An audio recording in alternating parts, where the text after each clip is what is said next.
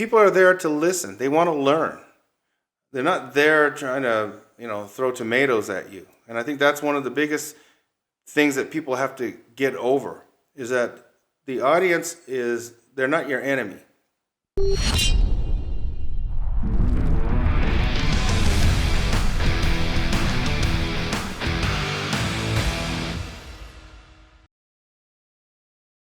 Well, hello, and welcome to another edition of the Ronin Leadership Podcast.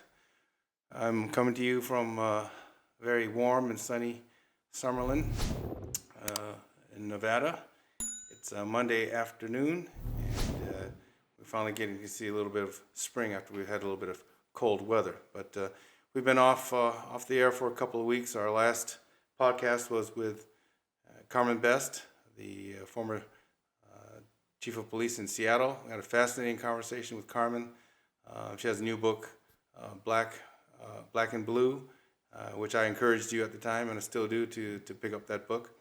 But anyway, we've been busy thinking about podcast guests. We got people lined up, and I think you'll really be intrigued, and I think you'll be pleased with some of the people that we have waiting in the wings to be on this podcast. First order of business, obviously, is if you like what you've heard before, click the subscribe button on the screen. Please give us plenty of feedback. We appreciate the feedback we've gotten to date.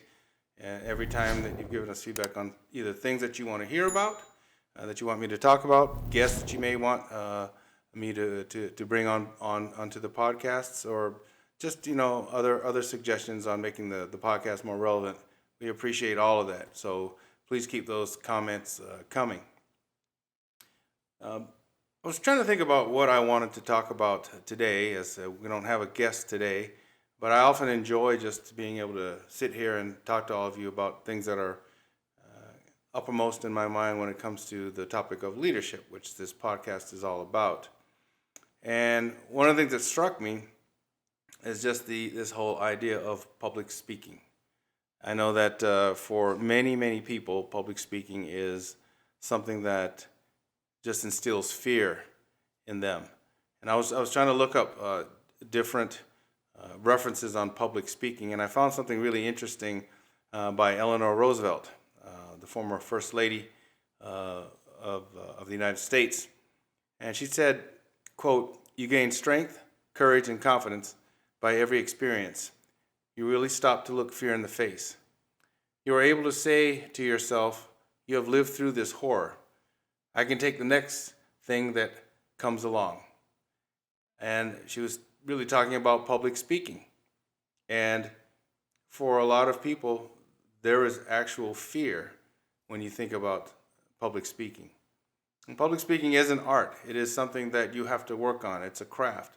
It's actually something that not a lot of people think about, but if you are going to be the leader that you can be, if you want to be a Ronin leader, if you want to be a leader that has depth and a leader that really has the complete package, then public speaking has to be part and parcel of it. It has to be actually an integral part of your leadership portfolio.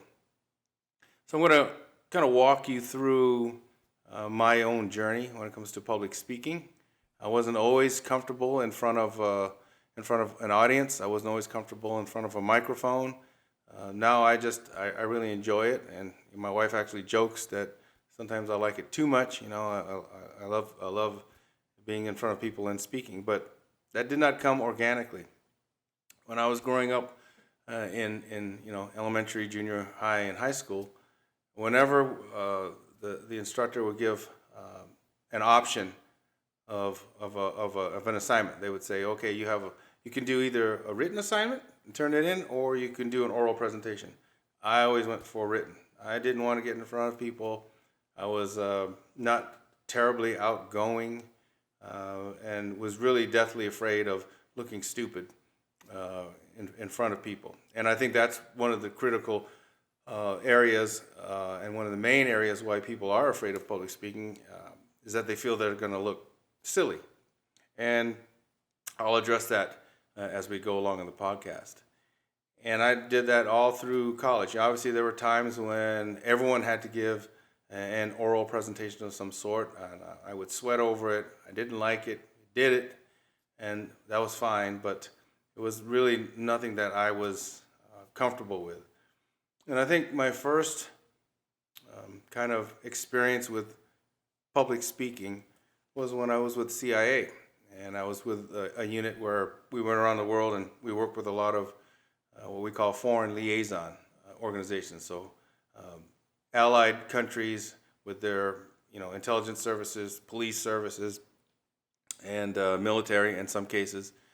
And we taught them certain skills and other things. And of course, doing that, you have to be an instructor. You have to teach. You have to get in front of a class and you have to teach. And I would have a team with me. We would teach different aspects of the various topics that we were talking on.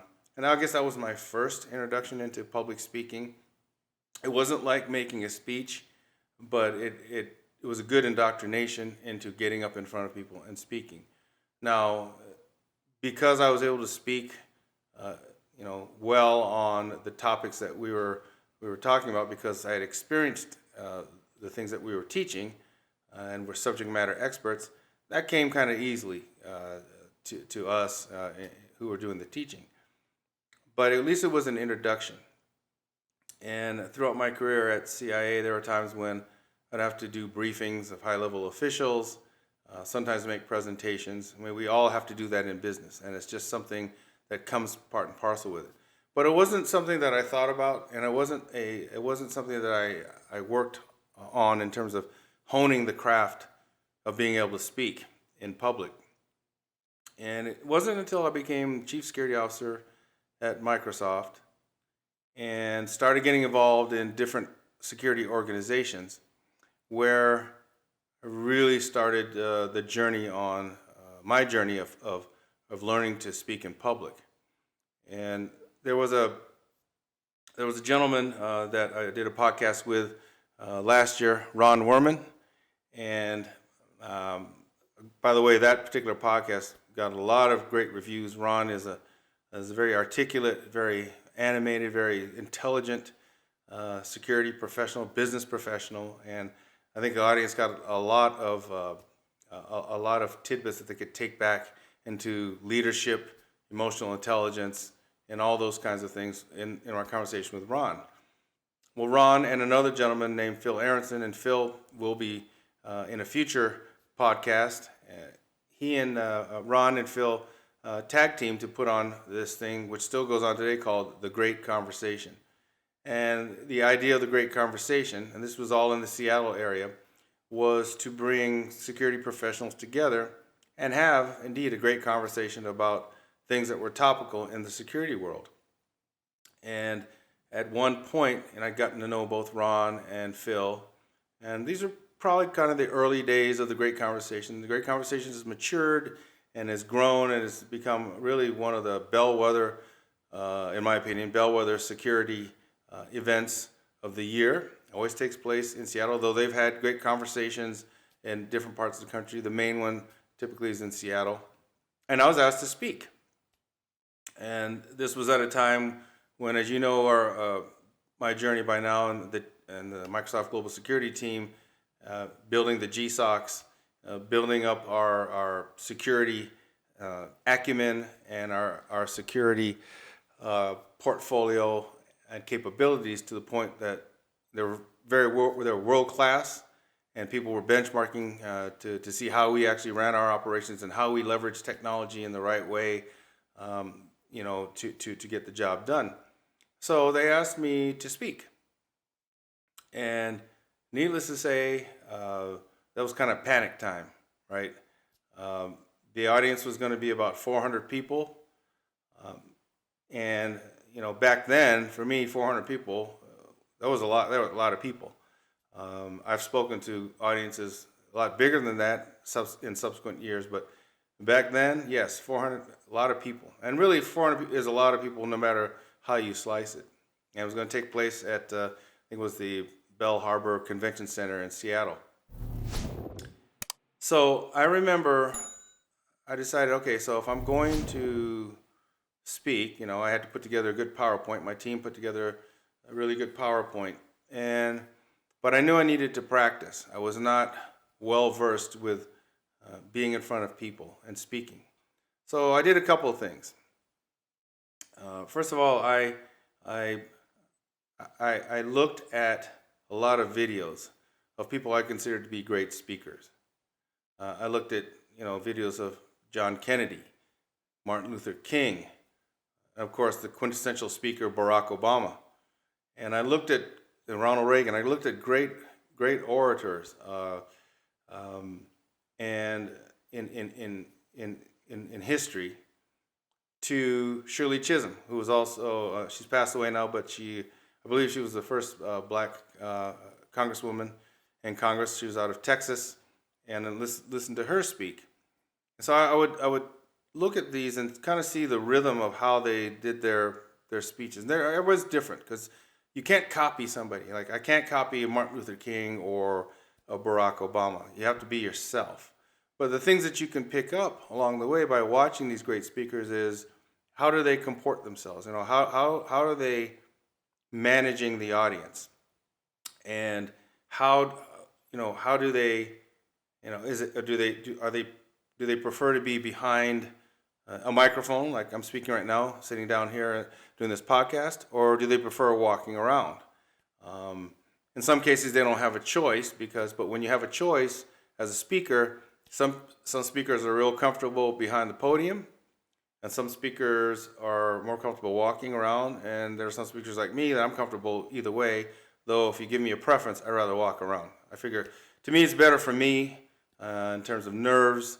It's also a way for me to connect with the audience a little bit better. So I did that. I did a lot of kind of research on that, just listening to great speakers, great orators.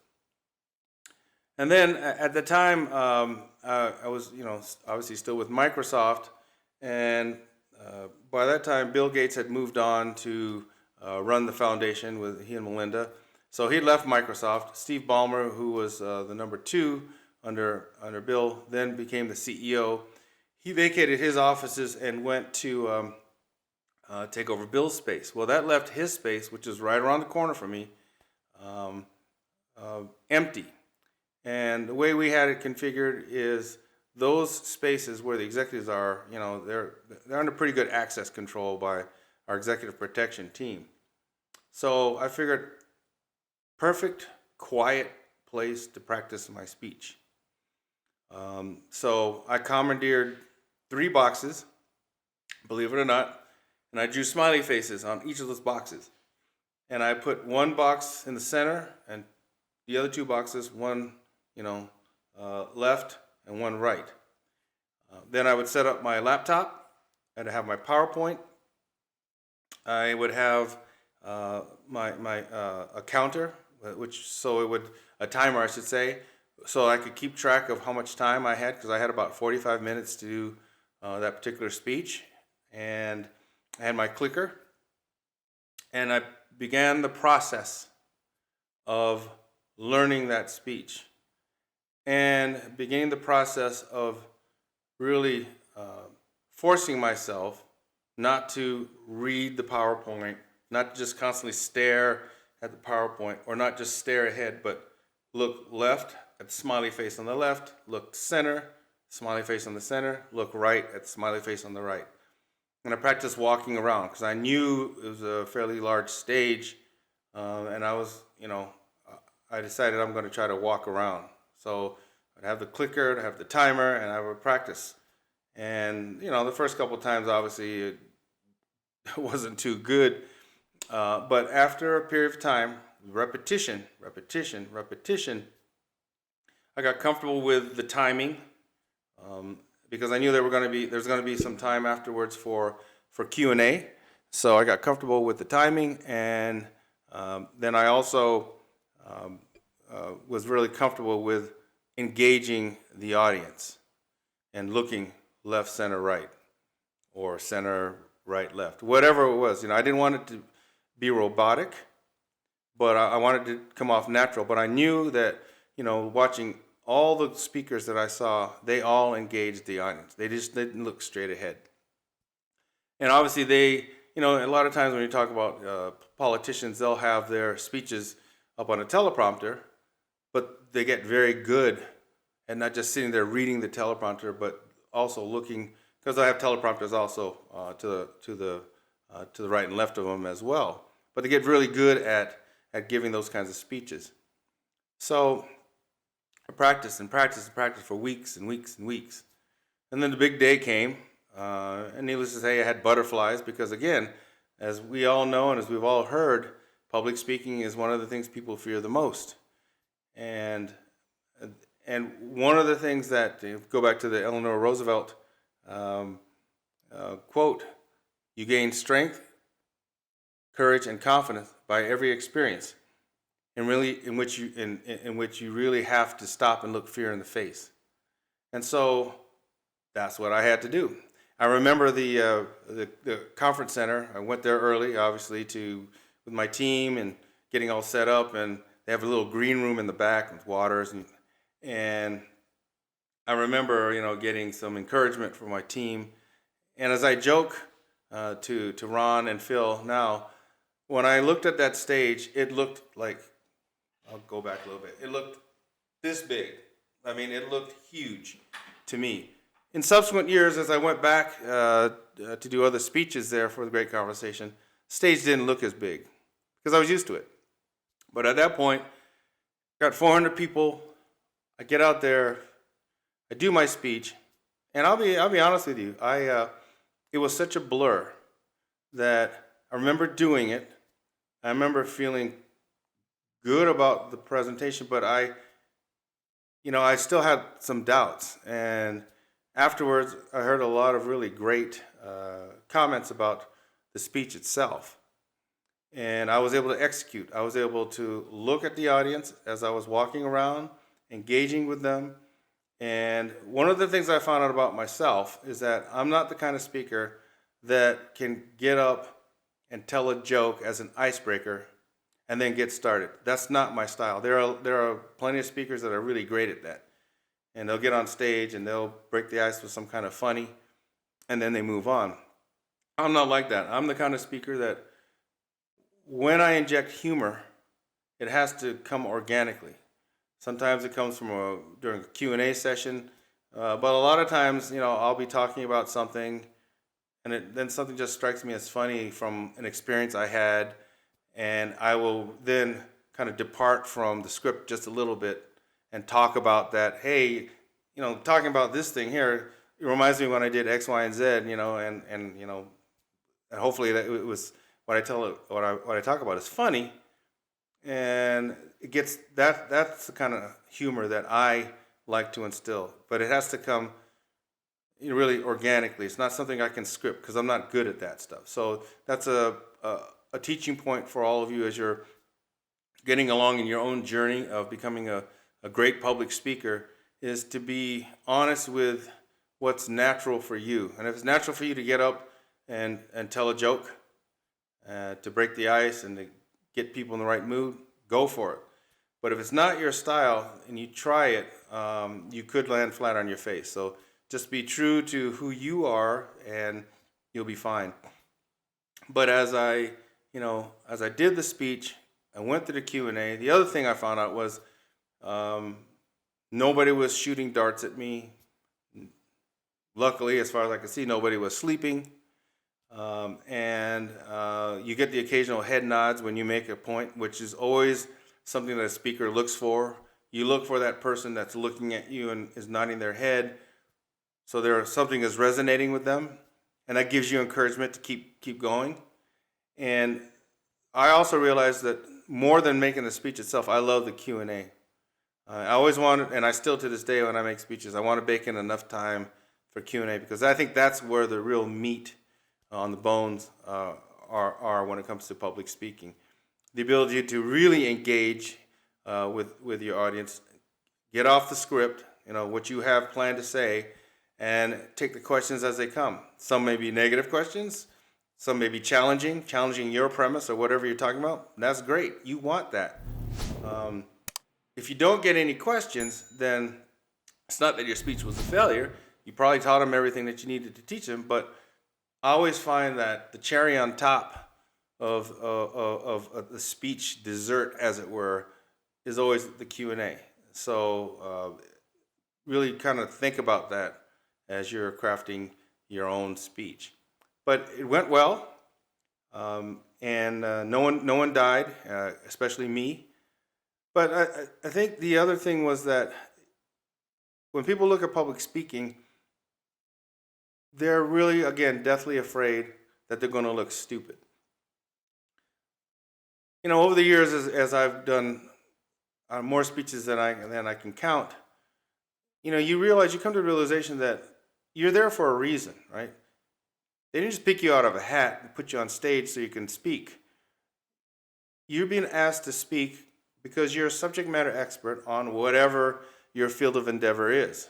Mine happened to be security and intelligence and law enforcement, and also later on, you know, business acumen and building teams and all that good stuff. But people are there to listen. They want to learn. They're not there trying to, you know, throw tomatoes at you. And I think that's one of the biggest things that people have to get over, is that the audience they're not your enemy. You may talk about things that they're skeptical about. You know, I did a speech also at the Great Conversation on the cloud, in the early days of the cloud. And at that time, there were a lot of skeptics about whether the cloud would ever take off, and was it secure enough, and how could it replace, you know, as we call it, on-premises servers versus, you know, a data center that is secured by somebody else, a third party. And we had some good questions, and we had some, you know, really good, what I call debate. But it made my experience a lot richer when I gave that speech, and I think for the audience it was the same thing. I may not have changed some minds. Of course, nowadays the cloud is a normal part of many enterprises, being able to leverage the cloud in a secure, safe manner. But back then, in the early days, it wasn't. People didn't trust it. So, but again, it made my experience better. And so throughout the years, I've been asked to make more and more speeches, and I remember that maybe the first 3 or 4 or 5 speeches I kind of did it the same way in terms of practicing in that one room that Balmer had, and just continue to hone the craft of speaking. And then another inflection point in my journey was, so with a lot of speeches, especially in the business world, you're using a PowerPoint. One of the things you want to avoid is to read the PowerPoint. Nothing is more boring to an audience to have a speaker stand up there with a slide that has, 5 or 6 bullet points, and you're reading the bullet points. This is the cloud. Why is the cloud good? What might be the pitfalls of the cloud? And they're reading their own PowerPoint. Well, the audience can read, right? Your job is to expound upon those words. And all of you have experienced probably conferences, meetings, where someone's droning on and on and on by reading a PowerPoint. Nothing loses an audience quicker than that. So one of the things my team and I came up with was thinking about, and I don't think it was my idea, it was somebody else in the team, but they said, hey, check out how Steve Jobs does his speeches. So Jobs would rarely use words in his deck. He used images, pictures, and he would elaborate based on the picture on whatever teaching point he wanted to make. And for someone like me, that was perfect. And that's how I kind of morphed into most of my presentations. There are very little words. There's mostly images. And I got that from, my team and I, we got that from Steve Jobs. There are some people that, I don't know, they just love words, right? And so as you get along in your speaking career, one of the things you'll hopefully experience is you're on stage and you've got a teleprompter. A lot of times it's kind of like just below where the stage level is, where you can take a look at notes, right? and to keep you on track. I hated that because I did it a couple of times, and it was kind of like I'm trying to look at that, trying to and think about the teaching point as opposed to just flash an image. I can talk about the teaching point. I can extrapolate from the image and have maybe 2 or 3 things that I know I need to really get across about that particular PowerPoint page. Other people, they just love notes upon notes upon notes upon notes. To me, it gets a little more robotic. Uh, if you're going to use a teleprompter for notes, keep the notes brief, right? A sentence, a couple of words, something that's going to jog your memory in terms of what you're trying to get across. But for me, using images really worked, and it was great. I loved it, and it suited my speaking style. So I do that. I do that to this day. But do not read your PowerPoints. I mean, there are times when you may have to read like a quote or you read something, but do not read bullet point after bullet point after bullet point, because I guarantee you, you're going to see a lot of people nodding off. People are going to be scribbling, doing crossword puzzles, sending text messages, looking at email when they should be listening to you. And then I think the other thing about public speaking is just finding what's comfortable for you and your own style. Going back to the podium versus walking around.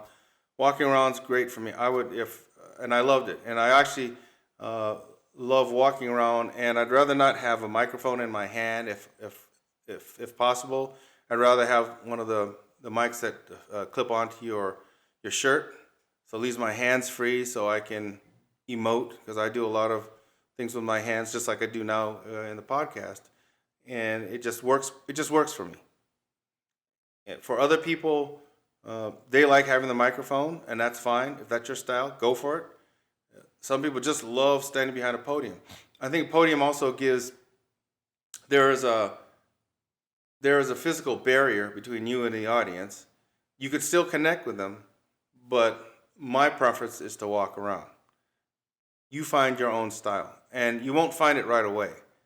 You'll find your own style through trial and error, to trying things and saying, okay, that speech wasn't the best. And I've experienced that. It wasn't the best I could have done, especially back in the early days, because I tried to do something different. I tried to throw out a funny at the beginning. I'm not comfortable doing it. I saw other speakers do it. It's not for me. You throw it away, right? You try different things, but the idea is to keep getting out there. Take every opportunity you can to speak. Toastmasters, I didn't go through Toastmasters. I kind of learned on the job, so to speak, but no pun intended. But the ability to do Toastmasters and other kinds of groups where you train in public speaking and you actually do public speaking, I think that's great. But there's no greater teacher than experience. Eventually, you get to the point, at least I hope you do, where public speaking becomes kind of second nature. It's something that hopefully you enjoy. I think for a lot of people in business, they learn to do it. They don't necessarily like it, but they've grown accustomed to having to do it.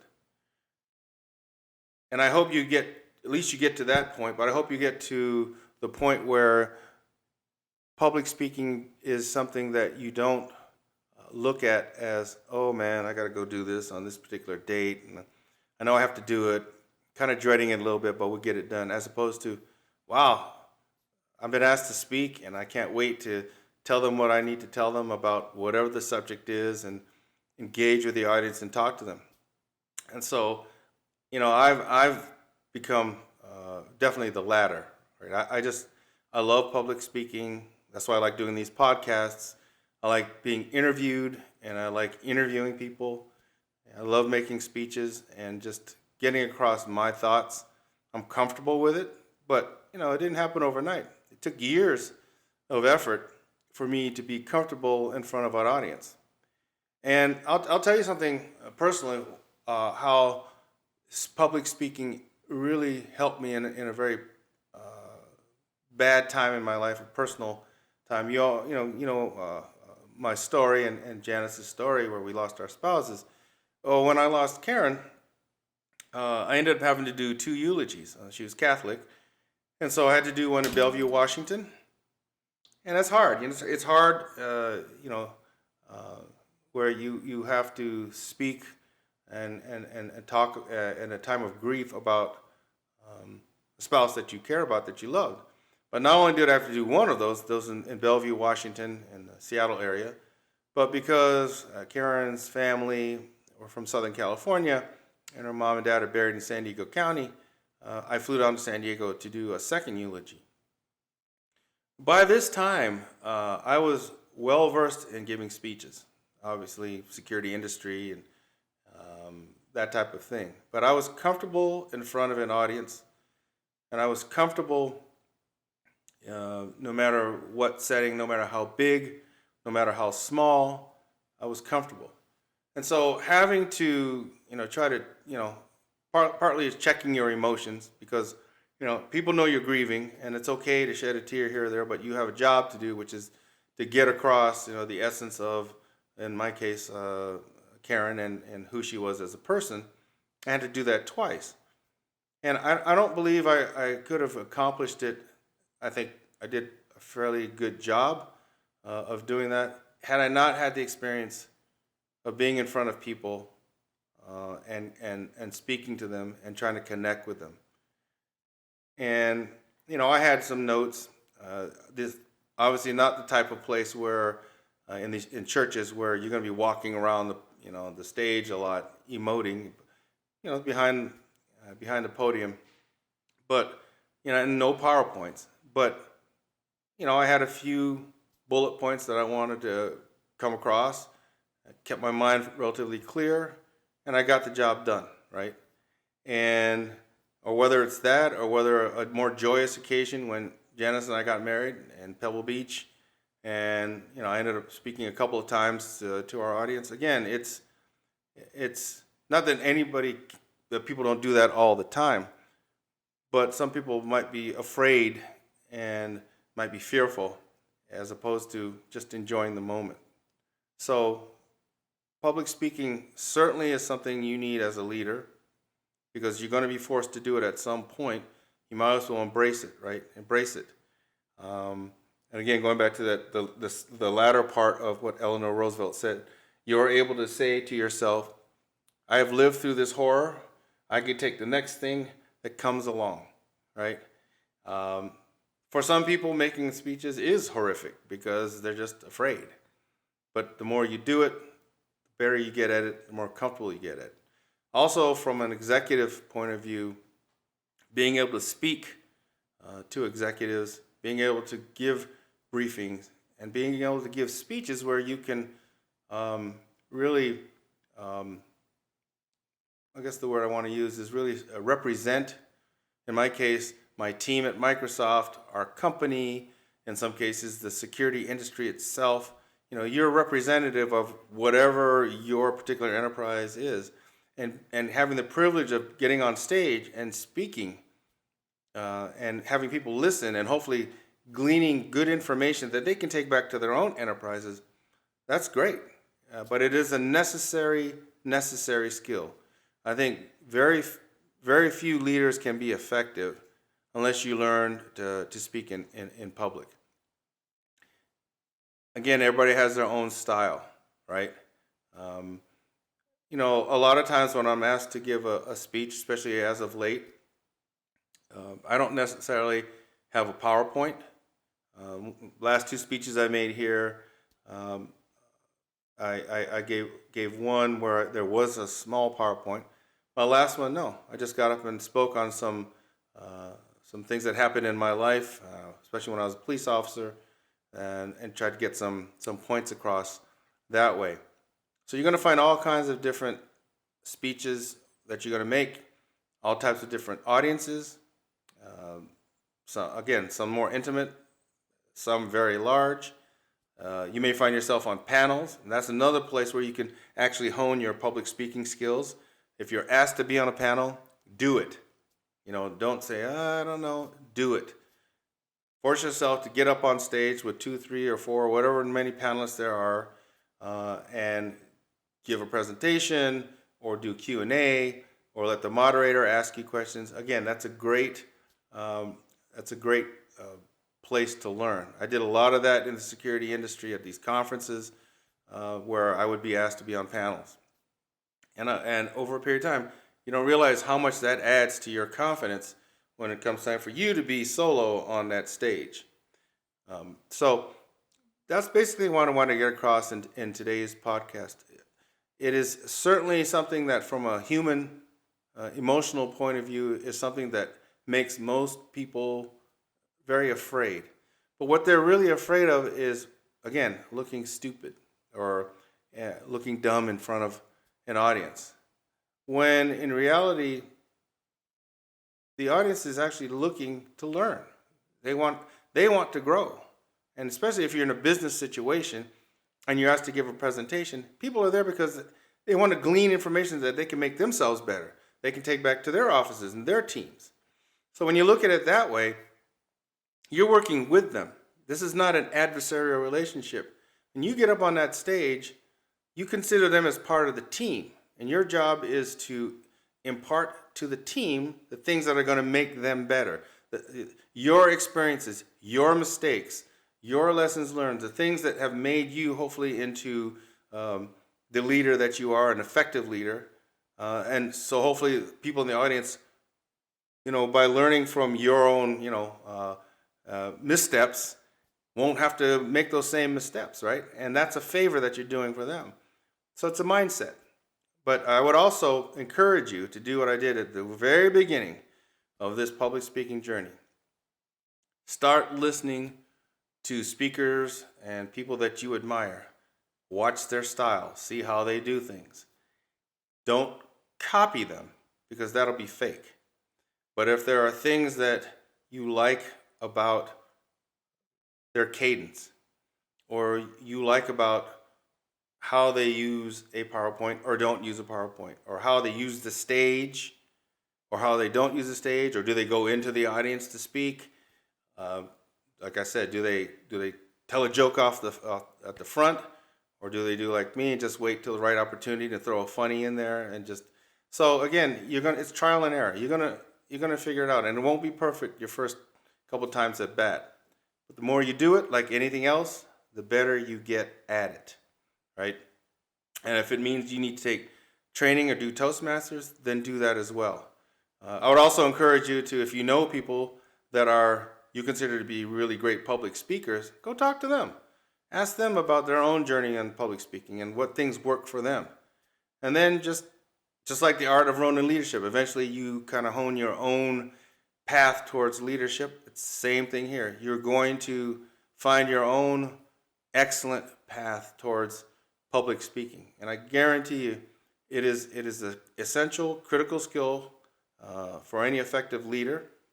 But it can be, and I would argue it should be, something that's enjoyable and pleasurable, and will certainly add to your executive maturity. It will add to your confidence as a business person, and I think it will just add some great fulfillment to your business life. So I hope you got something from that. If you have any questions on public speaking, if you want any counseling on public speaking, I'm always available. You can get me through the website. Again, I would hearken to this book, The Art of Ronin Leadership, and I mentioned a little bit about public speaking here. Please pick up a copy if you haven't. You can get it on Amazon, also through our website. I'm also in the process I'm about 3/4 done into a second book. It's kind of a follow-up to this book. A lot of you have written that you like The Art of Ronin Leadership. Some of you love it, and hopefully most of you do. But you also now want to know, okay, so this is what Ronin Leadership is all about. Great. How? How do I do it? How do I build a business strategy? How do I choose and build a team? How do I sell that strategy to the C-suite? How do I get the resourcing, the funding, the money and everything to see my strategy into fruition? How do you sustain excellence and success? And so those are all things that I'm writing about in my second book. So I can't wait. Hopefully it'll be out this summer, if not fall. So that's what I'm busy working on now. Keep your comments coming. Again, if you like what you're listening to, please hit the subscribe button.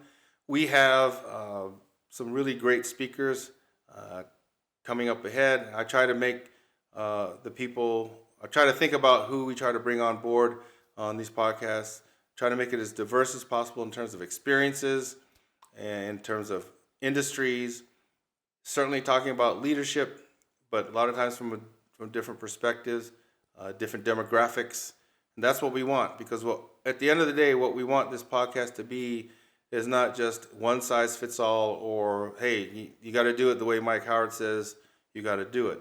Hopefully you learn something from me, from the book, from these podcasts, but also from the different guests that come here and are willing to impart their lessons learned in their own leadership journey, the mistakes that they've made, and how they've grown their leadership acumen. And then you continue to add and add and add to your leadership acumen and portfolio to become the best leader you can possibly be. So until next time, get out there, start learning how to speak in public, and keep honing that craft and get better and better and better at it. I have faith in you. I know you can do it. So until next time, this is Mike Howard, the Art of Ronin Leadership Podcast, signing off. Talk to you soon.